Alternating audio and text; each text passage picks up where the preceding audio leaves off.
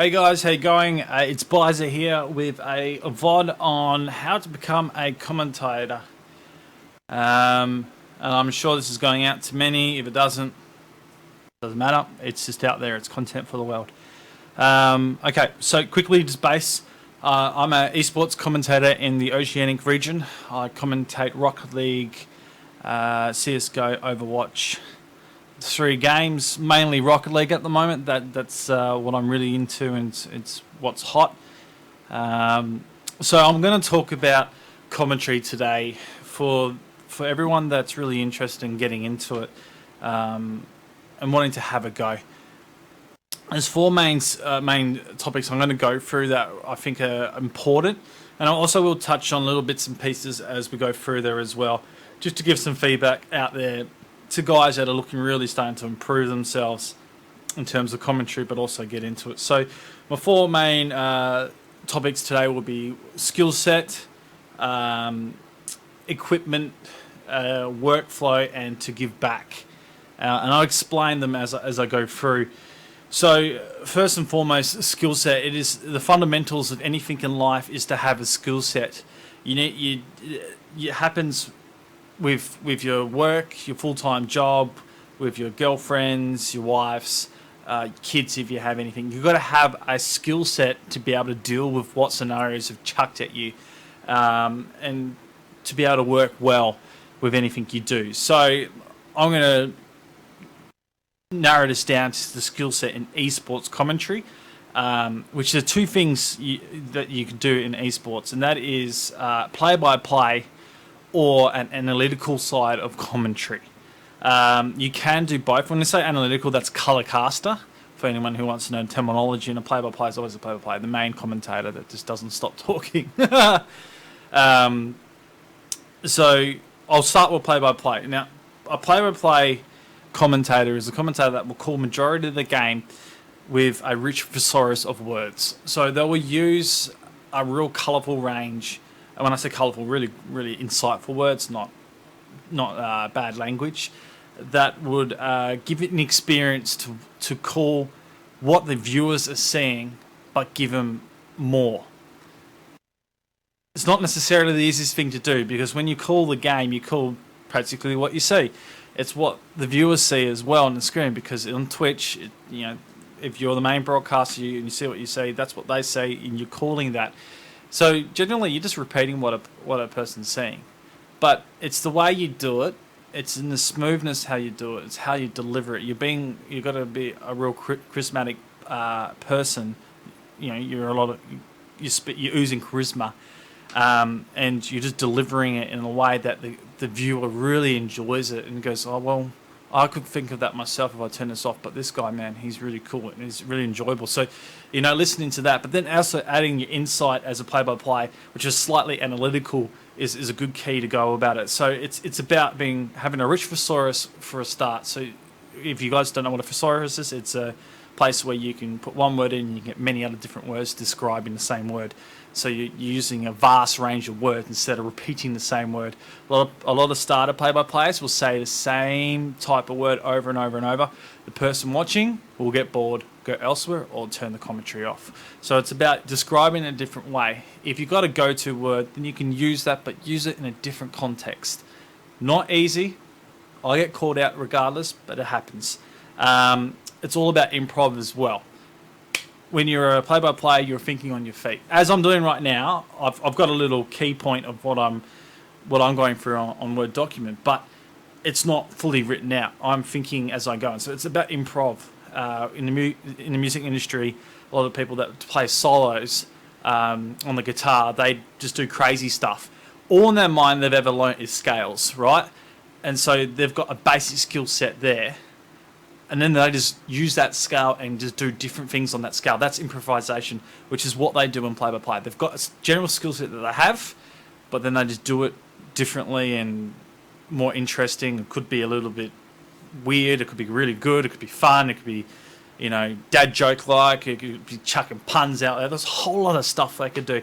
But that's what makes a play-by-play really interesting and stuff like that. Extending on the play of itself. So the player's doing its thing, but you're giving it the extra arm. That's where it really becomes good.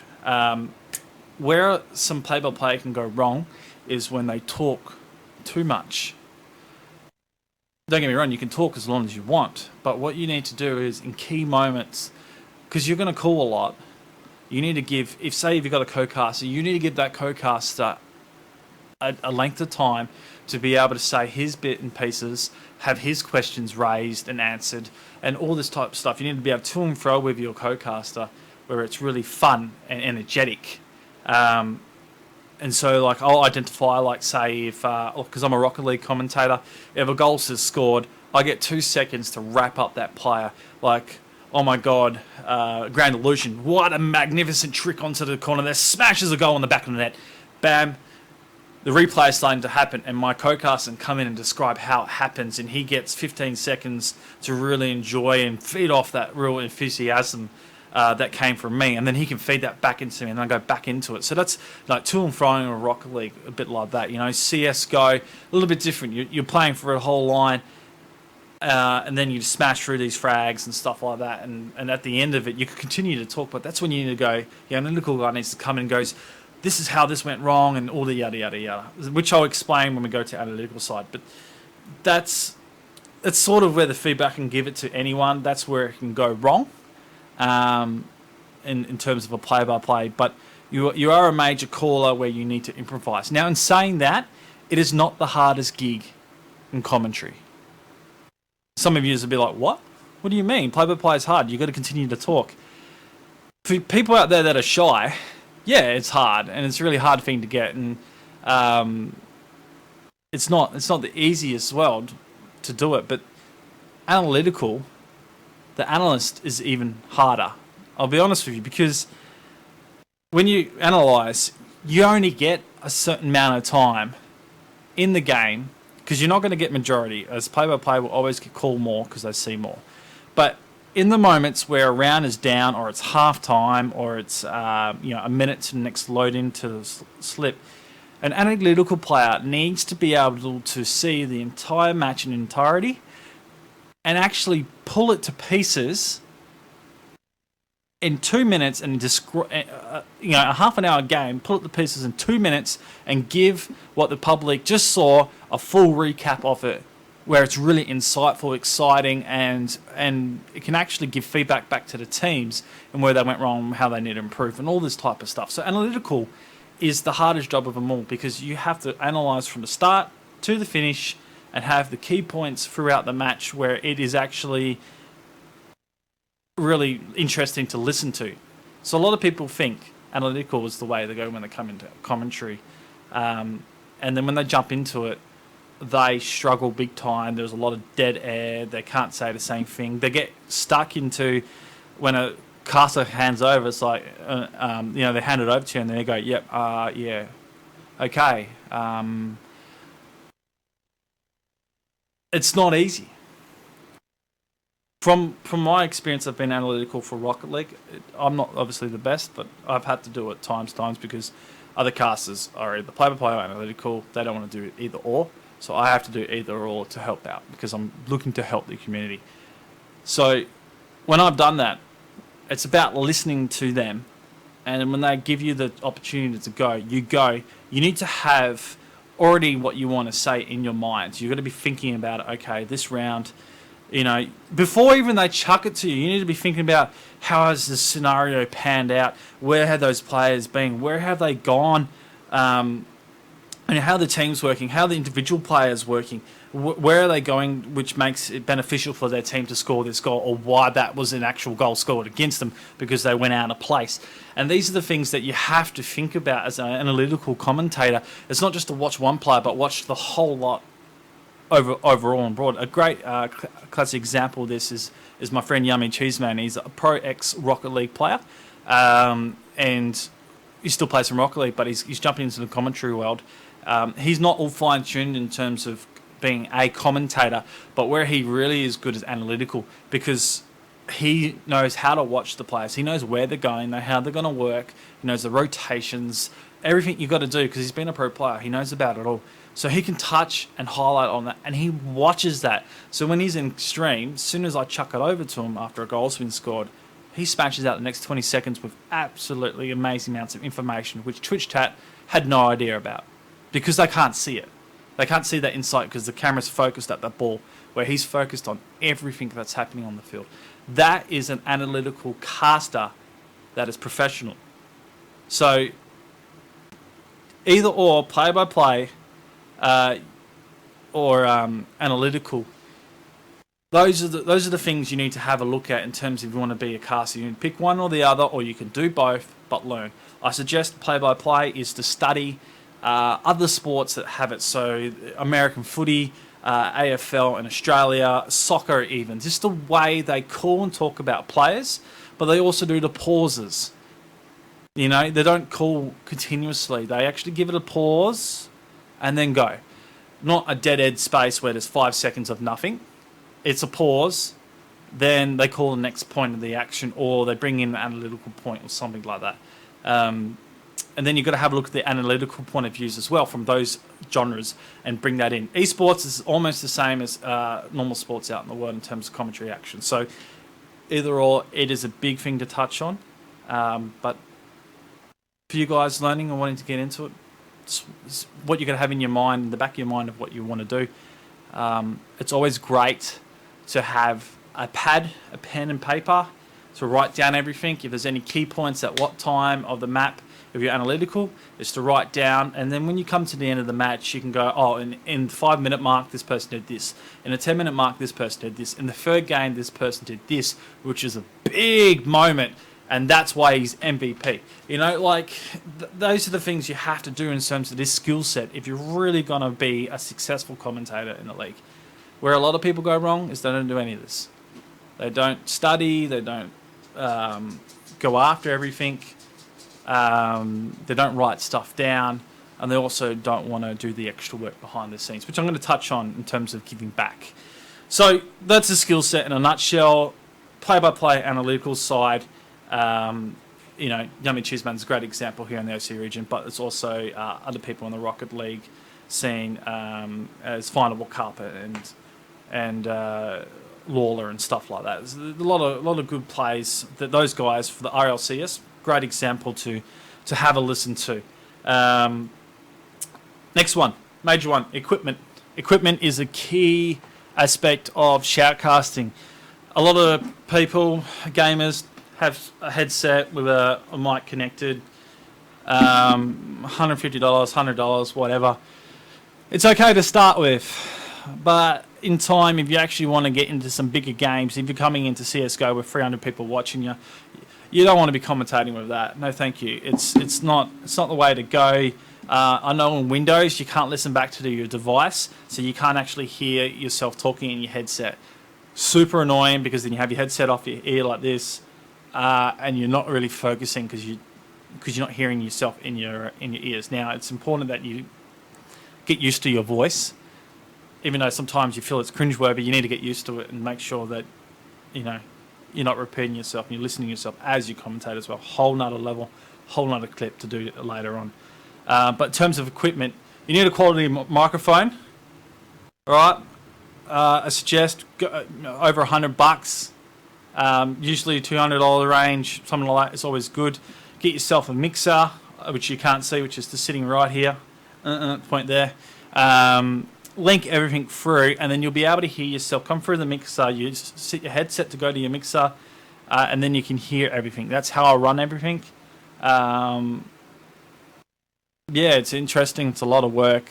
You should see how many cables I've got. It's crazy. But I'm a little bit old school in terms of equipment. I know there's new equipment coming out where you can actually just get a box, get a microphone, click, bang, bang, click, and you can hear yourself. It does the whole thing for you already. I'm not sure how much it costs, but I've seen people out there just with that rig, and I look at them, I'm a little bit jealous. I'm a little bit envious because I was like, oh man, that would have been simple if I just got that. But I don't mind it. This old school way, I don't mind it. It's all good. So each own, there's many different ways to skin a cat in terms of equipment, but make sure you have quality equipment. Have yourself a mic, have yourself a good set of a headset. If you don't want to get this stuff, get yourself like a Sennheiser or some of the ESL Pro plays in terms of the commentary gear. Have a look into research and see what they have. That's some really good quality gear. Use that. And I know if I hear a sound a voice that is clear cut and sounds good, I'll be more inclined to watch that stream than a voice that is sounding like a robot or got a lot of static in it, doesn't sound that great, not proficient with the way they're working. I'll just switch off to another Twitch chat, and I'm sure that's a lot with a lot of public. But equipment is a key thing. Always happy, talking about equipment as well, is make sure you have a good computer rig to go. You need, and if you've got two, even better. But one computer is fine. You have a top range, brand new. Spend about $3,000 on it if you have to, so you can run the game and have your processor running all your audio through Discord, TeamSpeak, whatever device you need to use online. But if you're doing your recording as well, you got to be able to handle all that as well over time. So a good computer, good setup, good microphone equipment is a key thing. It's not essential at the start, but as you build into it, if you want to become semi-professional to professional in terms of a commentator, you need the good equipment to the start. Eventually, you will go through, depending if you go through a casting organisation or you do it on your own, you will get supported regardless, or you upgrade your own gear, which is good. So equipment, that is really it for equipment. I do have, if you want to ask questions in terms of a mixer, microphone setup, I can show you what I've got. I can do all that type of stuff. We can do that on another video, whatnot. Just, it's questions out there I'm willing to answer. Play-by-play analytical work, I can answer anything on that if you want. Equipment, anything you want. Which leads me on to my third topic, which is workflow. Workflow is a super important thing. To become a commentator, you can only be a commentator if you have workflow. Now, there's a lot of work you've got to do offline to prepare yourself to commentate a game and to really take the game to heights of a new level. You need to do a lot of study. You need to make sure your co-caster and you work well together. You need to make sure you've got either play-by-play or analytical side sorted out on what you're going to say, the study of the teams. You even ask the teams questions in the lead-up to the game to see what they think and what their thoughts are, who's going to win and what they're predicting and all this type of stuff. It just adds to the banter and the value of the cast and the stream and whatnot. So, the workflow is a key point of how much work you do offline, but also how much work you're going to do during the match and the game. To get these casts alone is the next question. Everyone goes, well, how the hell do I get to do a cast? There's plenty of places out there that teams are wanting to do shoutcasts, just super amateurs. You get two people to come and watch it. So what? You're starting somewhere. You're also perfecting your craft, and you're giving it a shot. And then sooner or later, you'll be able to, if you record all that, you'll be able to send that to someone who's higher up, like the GameStar, the AGTV, Peanut Gallery. Go, hey, this is what I can do. And they're like, dude, we like what we see. Come aboard. If you wanted to go down the organisation section. Those guys I just read off, they're Australian casting organisations. But yeah, it's different abilities and stuff like that. So most of the time, most people would join a casting organisation to get work, to get content. It's also a good place to learn in terms of becoming an analytical or a play-by-play caster, but also they will walk you through equipment, they'll walk you through stream setups, all this type of stuff. And essentially what you'll do is, and most of these guys, you'll work for free as well. You work for free, but they'll give you equipment, they'll teach you how to commentate, they'll give you everything possible, they'll send you to LANs. And the swap is to give them quality content in terms of commentary. That's what a swap is. And I can talk more about money casting, freelance casting, and the swap overs that come from organisations, what expectations are out there for casters and whatnot. Whole nother video, whole nother thing. I won't get into it now, but yeah, generally most people will join casting orgs. However, if you don't want to become part of an organisation and you want to be a freelance, which is like what I am right now, you can do that. You just need to be able to connect with the right people and show the right enthusiasm going into it. It's a lot harder to be a freelancer. However, if you've got the right enthusiasm and you really want to get into it, you know your goals are set, then you can achieve anything you want being freelance or part of a casting organisation. So workflow really is dependent on how well you go after it, how relentless you can be, and how authentic you are, your personality, how authentic you are to the whole stream itself.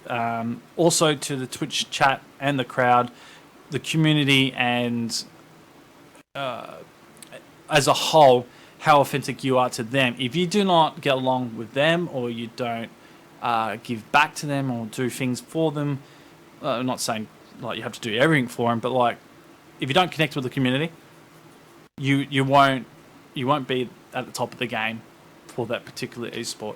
So you're going to be able to have to get into the community, do the workload in there, do the study, do the talking, interviews, everything you need to do to get into a good position with them. Then your commentary will be more insightful, more people will respect you for it. So community is a key point. Which leads me on to my next point, which is give back. I think giving back is a real key point as well for any caster or any streamer, any organisation in esports. We take like there's no tomorrow. Everyone, especially gamers, we take. Thank you very much, and we go off and do whatever we want. We don't give back. And what that does is it starts to destroy the whole enthusiasm for the game, and the whole enthusiasm for the commentators and the organisations that arrange the games. So, as a commentator, right now, what I'm doing here is a form of giving back. But also, another form of giving back is running some competitions as well. Like I did the GRL at GameStar. I ran that for the as GameStar, but for the community, and it was positive results. It also added another competition to it where they enjoyed it. It was a different format. I gave back. I'm running Perth Rocket League stream right now with the stream assets and also doing part admin. I never got asked to do admin, but I said, give me the access and I will help out. So it gave me access and I'm helping out. So I'm giving back in any way possible. Video content on my stream. There was a $100 hashtag 0 hero goal. So whenever someone submitted a goal on the 0 second mark, we call it a 0 hero goal.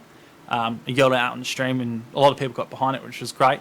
And Kia, one of the Rocket League players, won $100. He's not even professional, like the top 5 team, but because he did an amazing goal, because it's the point of the community I'm trying to give back to, not just pro players, he got himself $100, which he usually wouldn't, you know. So it's a form of giving back, whether you give money or whether you just give sweat in terms of helping out where you can when you're offline. It is a very important quality that will help you get through as a Rocket League or a esports commentator in your scene, in your region. So there's that in the whole. Probably what I haven't touched on is negative points of commentary. What I can say is you could give your all, and a lot of people, and I'm saying a lot, the small minority give you positive reinforcement in terms of what you're doing and enjoying what they're saying. But there's also another small minority that always will be out there to ridicule you and give you really negative criticism and feedback, which could really switch you off commentary. It's the same with any games. It's the same with anything in life. People out there will resort to that to get one over you, but also to tell you that they don't like you or whatever, because maybe they're jealous or maybe they don't understand what's going on or how much effort you put in. So in the retrospect to that, guys, do not be turned off, do not be switched off by any of those comments. You are bigger than that, and you can only be proactive about anything that comes through. If any of those comments come through, if you do the right by the community will look after you. Kid you not, if someone says something bad about you, there is 100 people in that chat ready to back you up because you work hard for them. So don't ever let that get to you. Don't ever let anyone take you down to the level because you're a lot higher than that. Because you put in the effort, you put in the work, and you grind it so hard in terms of looking for information and doing your best for the scene, that you just don't go down that level. So commentary, it's not easy. It's not hard, and trust me, this is the 5th take I've done to try and get this video right for you guys. At the point where I had to write it down on a Word Excel sheet, which is I'm sort of learning. I'm still learning here.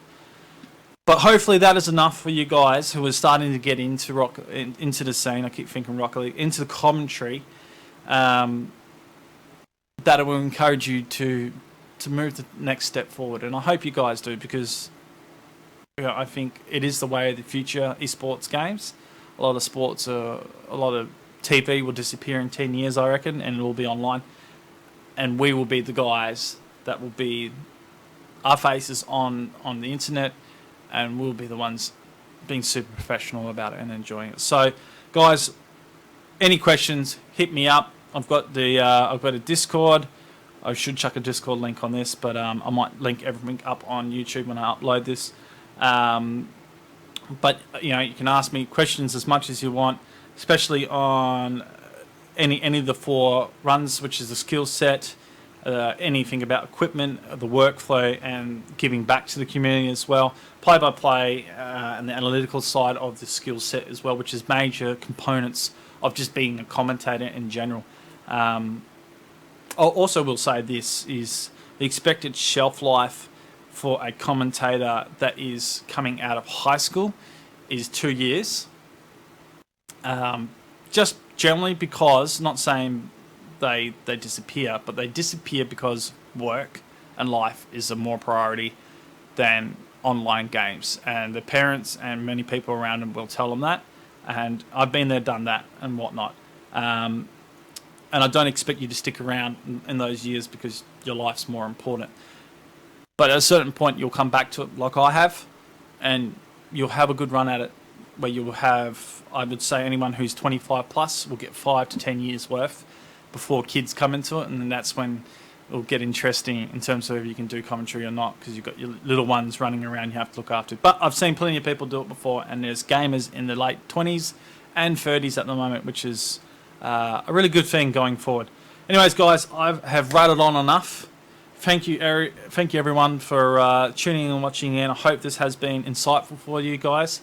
I'll chuck another video up if there's any more requests on setups or certain ways to commentate, different games, equipment, the workflow, give back. I'm happy to do that. Please chuck us a question. Follow me on Twitter. Jump on my website, which is all linked on there and stuff like that. And my Twitch is Byza RL. Make sure you chuck a follow. Thank you guys, and I'll see you later.